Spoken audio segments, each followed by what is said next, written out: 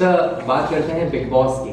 जी। आप big boss के घर का सदस्य रहे जी। और काफ़ी लंबे टाइम तक आप वहाँ पर आप अपने आप को आपने वहाँ पर बने रहे, टिके रहे।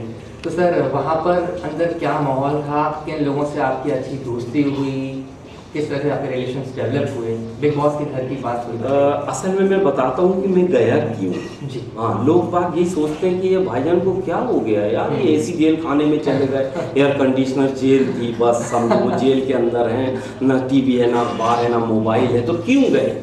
तो मैं आपको बताता हूँ, जिंदगी के हसीन सफ़र में, जिंदगी के हसीन सफ़र में, और हम भी धोखे से चले गए बिग बॉस के घर में। तो हमें देखकर सबने कहा एहसान आ गया राहुल राजा की टक्कर में, एहसान आ गया राहुल और राजा की टक्कर में। मगर उन्हें क्या पता, मैं तो गया था शिल्पा शेट्टी के चक्कर में। मैंने सोचा शिल्पा जी घर में आएंगी, हमको योगा सिखाएंगी, मगर शिल्पा जी थी सारी लड़कियों में खास, इसलिए बिग बॉस ने उनको रख लिया अपने ही पास और मेरे हसीन सपनों को 2 मिनट में तोड़ दिया और पायल मोनिका को राहुल के लिए घर में छोड़ दिया। ये था बिग बॉस का सफ़र। बिग बॉस में एक सबसे अच्छा आदमी जो मुझे लगा वो था जुल्फी, मेरा दोस्त रहा, बहुत करीब रहा।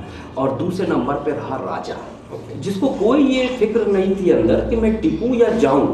जो बात है कोई खाट खाट मुंह पे बोलता था, डांट देता था, मगर तेरी ये सच्चाई बहुत अच्छी लगती है। बाकी तो सब पॉलिटिशियंस थे, मुंह पे कुछ बोलते थे, पीठ पीछे कुछ बोलते थे, मगर एक आदत खराब थी। उसको मैंने कहा तू नारी का सम्मान करना सीख जा, नारी का अपमान मत कर। जब संभावना को गाली बका उस वक्त मैंने बहुत समझाया कि देख नारी का सम्मान होना चाहिए, पूरा देश देख रहा है, एक गाली देना अच्छी बात नहीं, बाकी तू गुस्से पे कंट्रोल कर ले, तेरे से अच्छा कोई आदमी नहीं। तो ये ऑब्जर्वेशन था मेरा। बाकी तो सब लोग पैसे के पीछे भाग। एक था उसमें हमारा बंगाली बाबू देबू जी, बड़ा शरीफ, उसको कोई पैसे ऐसे से लगाव नहीं, लेकिन अपनी धुन में गुनगुनाता रहता था। उसका वो गुनगुनाना, उसका वो अभ्यास, और उसके दुश्मन हो गए घर वाले, बोले इतना गाता है, इतना अभ्यास करता है कि चैन आराम कर दिया, तो इसलिए उसके 70 हो गए। बाकी लड़कियों में संभावना थी, मुँह फट थी, फटाफट बोलती थी, जैसे फर्स्ट में राखी सावंत थी, सेकेंड में संभावना थी। और एक लड़का और था राहुल महाजन, वह कमाल का आदमी था बाप, क्या वो इधर कुछ उधर कुछ, और वो लड़कियों में घिरा रहना उसको ज़्यादा अच्छा लगता था। लड़कियों में बैठना, लड़कियों के साथ लेटे रहना, उन्हीं को कहानियाँ सुनाना, उन्हीं के साथ खाना पकाना, और बस उसका टेस्ट अलग टाइप था। लेकिन जब कभी बात होती तो ज्ञानी बहुत, समझदार बहुत है, तो मैं उसको भी यही कहता था यार तेरे डैडी इतने समझदार आदमी थे, इतने ऊँचे पद, उनकी गरिमा को बचाना बस, बाकी जो करना है करना, ये कैमरे के सामने का खेल है, अपने आप को बचाओ। तो इस ढंग से वो सफ़र बड़ा ख़तरनाक था। लोग सोचते हैं कि इनको स्क्रिप्ट दी जाती है, ऐसी कोई स्क्रिप्ट नहीं थी। बॉस ने आपको घर में छोड़ दिया, अब आप लड़ो मरो, गाली बको, नमाज़ पढ़ो, पूजा करो, जिम करो, हमें कोई मतलब नहीं। ये टाइम है आपका, इतने बजे अलार्म बजेगा, उठना है, इतने बजे सोना है, इसके बीच इतने बजे खाना है, और ये टास्क दी गई है, इतने दिए बनाना है, इतना मूर्ति बनाना है। काम देते थे, काम करते रहो, टाइम पास होता है। कैदियों से काम नहीं लेते पहाड़ फोड़ने का, तो हमसे पहाड़ तो फोड़ने का नहीं, चावल चुनने का जरूर लिए। बहुत सारी चीज़ें मिला दिए, बोले इसमें मसूर की दाल अलग निकालो, मूंग की दाल अलग निकालो, तुअर की अलग निकालो, चावल अलग निकालो, गेहूँ। ये चुनते चुनते आंखें दुखने लगती थी, मगर एक टास्क दी गई थी तो टाइम पास था हम लोगों का, तो हम करते थे। सफ़र बहुत अच्छा था, लोगों ने देखा, इसको प्यार दिया, इसकी टीआरपी अच्छी गई। वहाँ जीतना अहमियत नहीं रखता है, शो को जीतो या मत जीतो, लोगों का दिल जीतना ज़रूरी था। तो मैंने बड़ी शराफत से जैसा हूँ वैसा खेल के आया कि मैं एक भाई भी हूँ, किसी का बेटा भी हूँ, किसी का पति भी हूँ। ये 3 जिम्मेदारियों को ऐसा निभाना पड़ता है। मैंने उस ढंग से उस परिवार को जिया और मैं खुश हूँ कि जितने दिन रहा बहुत अच्छा है। सर लाफ्टर चैलेंज के बाद एकदम से आपका नाम पॉपुलर हो गया, आपकी स्टाइल, मेरे को ध्यान है हम कॉलेज में आपकी स्टाइल में बात किया करते थे। तो सर उससे पहले का जो क्या सीन था, उससे पहले क्या हो रहा था आपकी लाइफ में, आप शोज कर रहे थे, उससे पहले क्या भाई हो रहा ये था? तो सफ़र हमारा चल रहा है करीब हमने 5वीं क्लास पास की थी, तो 6वीं क्लास में हमने बाल सभा हुआ करती थी, गैदरिंग हुआ करती थी, हम लोगों के कार्यक्रम होते थे, तो सांस्कृतिक कार्यक्रमों में भाग लेना शुरू किया।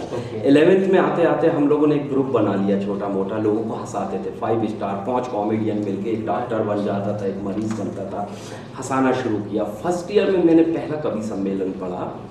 मेरी मिसेज ने मुझे एडवाइस किया, उस वक्त नहीं थी, मेरी अच्छी दोस्त थी, बोली ये क्या 5-5-6 शो को आप तैयारी करवाते हैं, और जिस दिन शो है प्ले है उस दिन एक बीमार हो जाता, आपको डबल रोल करना पड़ता है, थानेदार भी आप ही बनते हो, हवलदार भी आप ही बन के आ जाते हो, चपरासी भी आप बनते हो, साहब भी आप बनते। एक बार तो लेडीज़ ने धोखा दे दी हमारी आर्टिस्ट, तो मुझे साड़ी पहन के वो करना पड़ा, तो बोली ये सब काम छोड़ो, अकेले शुरू करो।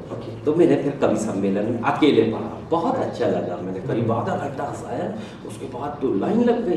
तो मैं शो करता था इसके पहले भी, लेकिन शो में भी मेरा वही ग्राफ था, एक बार आवाज़ लगाता था तो पूरे गांव के लोग दोहराते थे, अरे जलगांव वालों, पूरा जलगांव कहता था हो। बस ये थी कि मेरी आवाज़ किसी टीवी पर या इसे बड़े स्क्रीन पर नहीं आई थी।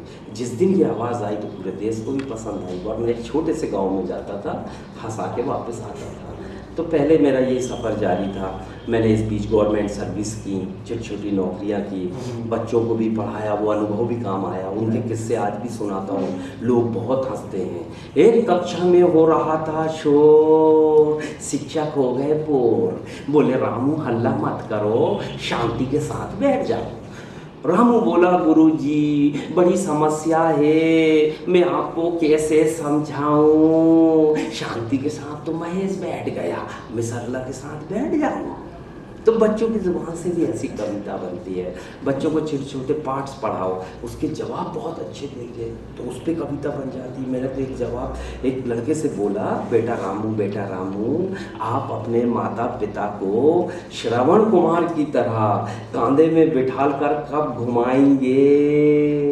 बेटा रामू आप अपने माता पिता को श्रवण कुमार की तरह कांधे में बिठाल कर कब घुमाएंगे। रामू बोला गुरुजी जब माता पिता अंधे हो जाएंगे। ऐसे मीठे मीठे जवाब देते थे बच्चे, तो मैंने उस पर कविताएं बनाई। ये बच्चों की सोच थी कि श्रवण। अब इस कविता को सुन के हर नई पीढ़ी के बच्चे माँ बाप से पूछते हैं श्रवण कुमार कौन। फिर माता पिता बताते हैं कि एक देशभक्त बच्चा, एक माता पिता का भक्त, ऐसा बच्चा जिसके माता पिता अंधे हैं, उनको अपने कांधे में कावड़ बनाकर चारों धाम की यात्रा कराने वाला, उसको कहते हैं श्रवण कुमार। तो संस्कार भी मिलते हैं। मेरे आइटम ऐसे होते हैं जिससे कुछ मैसेज, कोई शिक्षा मिलती है। मैं अक्सर ऐसे ही सब्जेक्ट चुनता हूँ। दिलों में जो छुप जाए उसे राज कहते हैं, और सरों में जिसे पहने उसे ताज कहते हैं, और आपके दिलों की आवाज़ आप तक पहुँचाए उसे आपकी आवाज़ कहते हैं। अपनी हर बात सबको बताया ना करो, अपनी हर बात सबको बताया ना करो, आंसुओं को आंखों में लाया ना करो। लोग मुट्ठी में नमक लेकर घूमते हैं, अपने जख्म सबको दिखाया ना करो। Thank you very much sir, the pleasure is entirely hours. बहुत बहुत शुक्रिया। बहुत थैंक यू। तो अभी हमने बात की कॉमेडी किंग एहसान कुरैशी साहब से, जिन्होंने हमको बहुत सारी मीनिंगफुल बातें बताई और बहुत सारी कविताओं से हंसाया। देखते रहिए, कीप वॉचिंग इंडिया ब्यूरो।